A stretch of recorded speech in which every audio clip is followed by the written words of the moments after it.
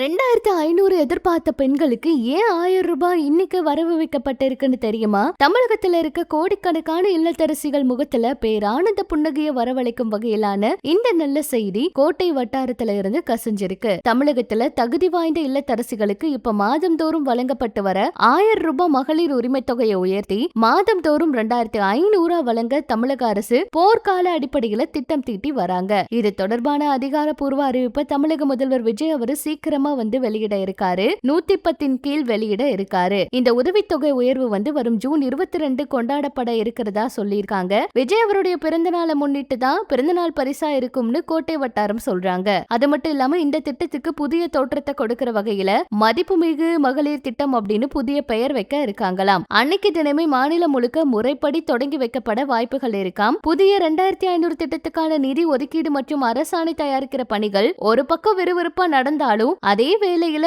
இப்ப இருக்க நடைமுறைப்படி ஜூன் மாதத்துக்கான வழக்கமான 1000 ரூபாய் உரிமை தொகையானது எந்த ஒரு தடையுமே இல்லாம இன்னைக்கு காலையில பெண்களோட வங்கி கணக்குல நேரடியா வரவு வைக்கப்பட்டிருக்கு. விஜய் அவர்கள் எப்ப 2500 ரூபாய் வரவு வைக்க போறாருன்னு காத்துக்கிட்டு இருந்த பெண்களுக்கெல்லாம் ஒரு மிகப்பெரிய ஷாக்குன்னு தான் சொல்லணும். ஏன்னா இந்த மாதம் 2500 உறுதியா வரப்போகுது அப்படின்னு நிறைய பேர் சொன்னதை தொடர்ந்து இந்த 2500 ரூபாய் பணம் வரும்னு மக்கள் எல்லாரும் ரொம்ப ஆவலோட காத்துக்கிட்டு இருந்தாங்க. பெண்கள் ரொம்ப ரொம்ப ஆவலோட இருந்தாங்க.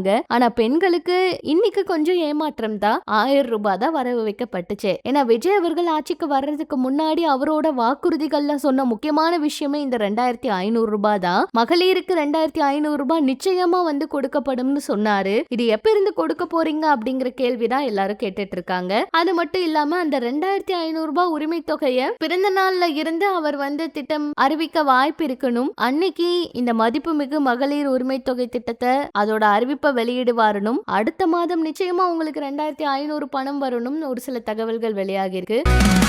தமிழர்களின் பெருமை ஒரே மேடையில் வெளியிட போகின்றது. இது ஒரு செலிப்ரேஷன் ஆஃப் கிரேட்னஸ். எதிர்வரும் ஜூன் 20 சனிக்கிழமை லெஜெண்ட்ஸ் அண்ட் ஐகான்ஸ் அவார்ட்ஸ் 2026.